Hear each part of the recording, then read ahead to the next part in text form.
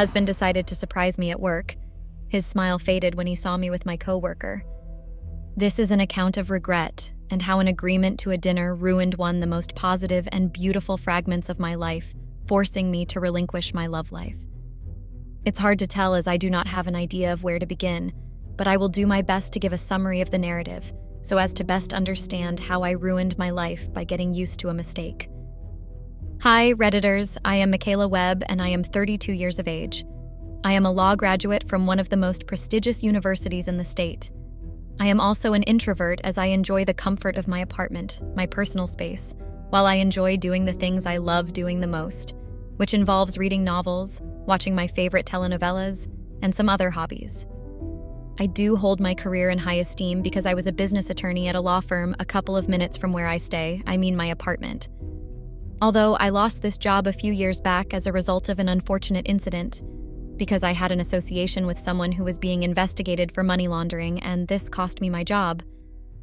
Maybe I was a bit unlucky, but at the same time, if not for that incident, I wouldn't have met my husband, Calvin, who I got associated with a few months after the incident, and we tied the knot a couple of months after. I met Calvin when I was 28. He is 2 years older than I am, and he was 30 at the time. I had just lost my job at the law firm almost 6 months before, and then the event of our first meeting came to be as I was invited by a friend to tag along to a double date with her partner, who had brought his friend, which happened to be Calvin. He was a land surveyor who happened to own a real estate agency. Calvin and I met on this day. There was a lovely interaction between the two of us when my friend was having conversations with her partner. Meeting Calvin made me feel this was the missing part of my life, and I was already willing to be with him because I was a single lady who had been alone for quite a while. One could have said I was being pushed by loneliness, but I guess he felt what I was feeling that day. It was the best date I had ever experienced. From his words, one could tell he was an intelligent and honest being whose intentions were pure and real.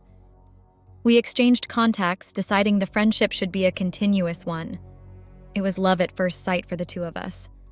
Not long after the double date and a couple of online texts and conversations, we decided to fix a lunch date at a restaurant owned by one of his friends, unknowingly to me, and that was our very second meeting, which was followed up by a couple of outings and picnics that went on for a while.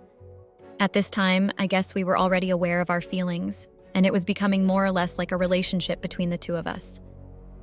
One day, he invited me to his office where we had discussions, and he got to know the history behind my unemployment. Through this, he suggested he introduced me to someone who he knew, and this happened to be the managing director of a bank who goes by the name Charles. They both went to school together and had been friends for quite a while. I was invited for an interview in which the managing director, Charles, was impressed with my qualifications and my responses to his question. I guess my answers interested him, or maybe it was especially since he was friends with Calvin. He hired me. I was offered a position as a manager at one of the bank's branches in the state, and I have been working at this place ever since, making it about 3 to 4 years of work so far at the bank, and so many things happened and went downhill. I'll talk about the first day I started. I wore one of my finest corporate dresses to work. I was dressed in a blue skirt and jacket with white shirt. It was one of my most expensive dresses. Work, according to Charles, resumed at 8 o'clock in the morning and ended by 6 o'clock in the evening. On this day, I made sure I was as early as possible. I got to work 30 minutes after 7 in the morning. On getting to the workplace, I met the receptionist who was just settling down at work. I was directed to wait at the visitors' lounge, which was a section of the reception more like a waiting area, but this was dedicated to the visitors of the managing director. It was an isolated space in the hall, and I had to wait for approximately an hour and 45 minutes.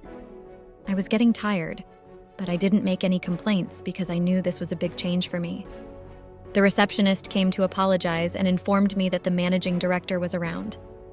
I was then directed to the Charles office by the receptionist. I knocked, and a voice told me to come in. We exchanged pleasantries, and then Charles introduced me to his colleague, and I realized he was going to be a coworker of mine. He was told to take me around the premises, introduce me to the basics and details of the job. He was also to take me through my job order at the office and at the same time introduce me to other staff at work. So basically all he was to do is to take me on a tour around the premises so as to get familiar with the work environment.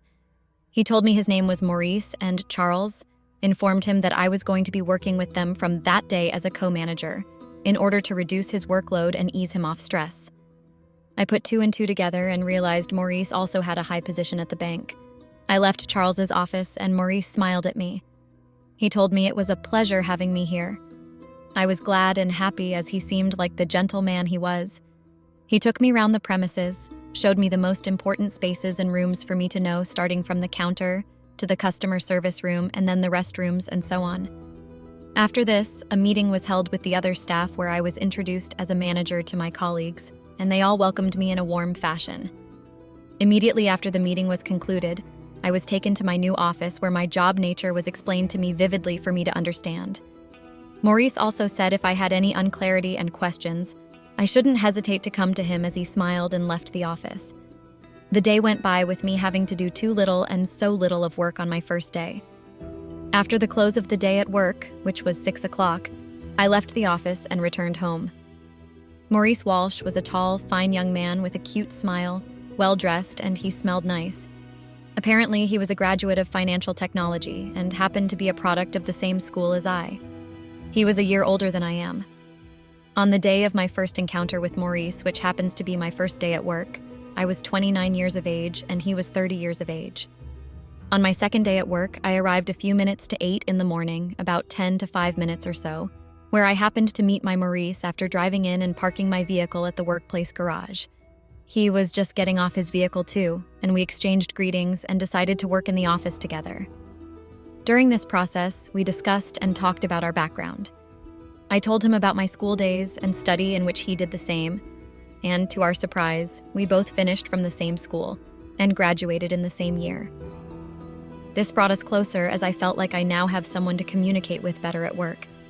We exchanged contacts and we walked into the office and both separated, headed into our offices to tackle the day at work. It was almost lunchtime at work. Lunch started at 1 in the afternoon and ended at 2. It was an hour break. My phone rang at about 15 minutes to lunch break and I picked it up.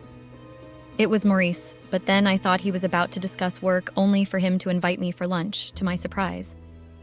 I asked what was going on, then he explained it was a welcome gesture from him, and included that he has a favorite spot a few blocks from work where he spends his lunch break getting filled with delicious fast foods and snacks, which he was inviting me to tag along. I told him no problem, and I decided to join up with him, having a lunch partner. I thought, it wouldn't hurt, would it? It was time and we both left work together. We took a stroll to the snack bar and we talked along the way.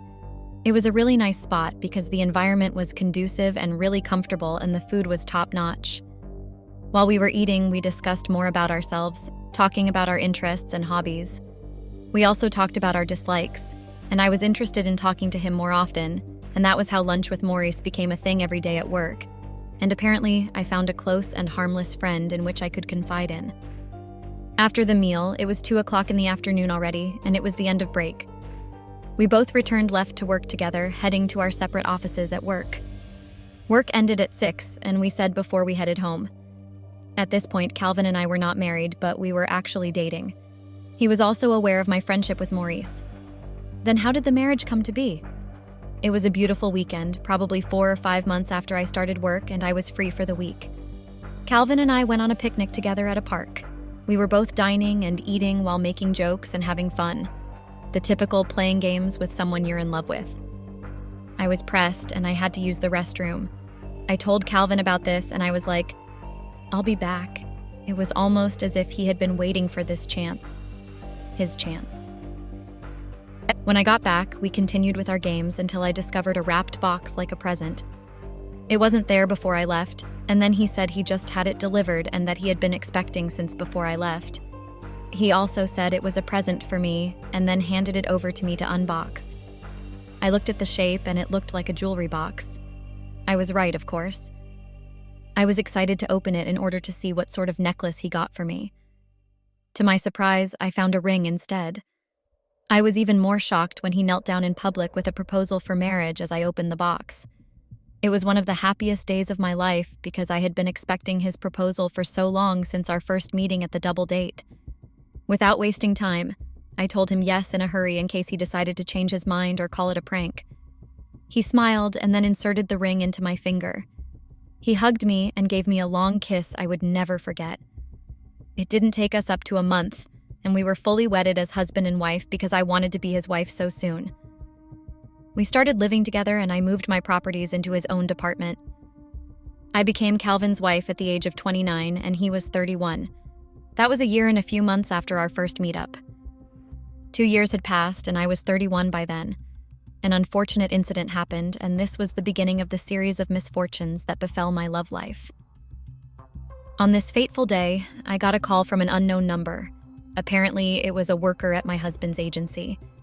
I was called and notified that Calvin had collapsed at work. I rushed off work because the news was unbearable and I couldn't handle it. On my way out, I decided to notify Maurice of what had happened and how I received the call of my husband's well-being. He suggested he follow me and drive me to the hospital because I was not in a stable mental condition to drive. I agreed and he came with me to the hospital. When we got to the hospital, I was directed by the receptionist nurse to my husband's admission room to check up on him. Maurice, on the other hand, was directed to stay in the waiting area. I arrived at the room and saw Calvin laying on the bed sleeping with drips being passed into his body system. This got me into tears as I never had it in mind or expected any of this. I headed to the doctor's office after seeing my husband, where I met the doctor in charge of his health.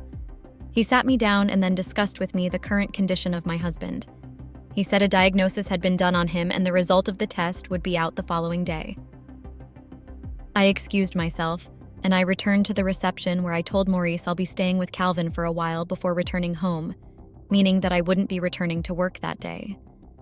He left, and I stayed with Calvin at the hospital till it was around 7 in the evening that day. I was worried and sad as a result of his health condition, so I hurried home to see if I could get any clothes or anything we would need in the hospital. It was the second day, and I headed for the hospital after making a call the previous evening to get an excuse at work from Charles, who was already aware of the situation. He stated that there was no issue and it was important. I arrived at the hospital as early as 8 o'clock in the morning, and I headed directly to my husband's room, where I met the doctor and a nurse doing a morning checkup on him. After this was done, the doctor invited me to his office to discuss the result of the test carried out the previous day on him. The doctor stated that the result of the tests carried out on him gave a conclusion that he was having a critical kidney infection alongside with blood infection, and this was the reason for his sudden collapse, as he has been affected by this for a while without treatment, and this resulted in him being at the hospital. I don't know how it started. I started thinking so many things like, what if Charles knew but didn't tell me? The doctor went further and stated that the hospital will do their best to make sure he receives the best treatment possible in order for him to get discharged and return home as soon as possible. Injections and drugs were prescribed for him, and I headed back to his room where he was already awake. He said he also didn't know about him, and I comforted him and at the same time offered him light cereal to eat while I stayed with him all day. A week after, I resumed work, even though Calvin was still being hospitalized. Calvin insisted that he would be fine and I shouldn't leave work for so long. It was the 3rd week of my husband's sickness on a Wednesday. Maurice and I went on a lunch break to our usual spot, and then he asked about my husband's welfare. He was the only comforter I had then. I opened up to him about the pressure, the worry, and the emotional loneliness I was going through at the moment. It was at that point he suggested we go out for dinner at a popular bar around the premises, so as to relieve myself of the stress I was going through as at that moment. I humbly turned down his request, telling him I was going to be with my husband that night, and it was an important period for me to be with him at the hospital, comforting him. The lunch ended that day, and then everyone went to the office as usual that day, until 2 days after which the pressure started getting to me. I called him that evening asking if he was still available for dinner.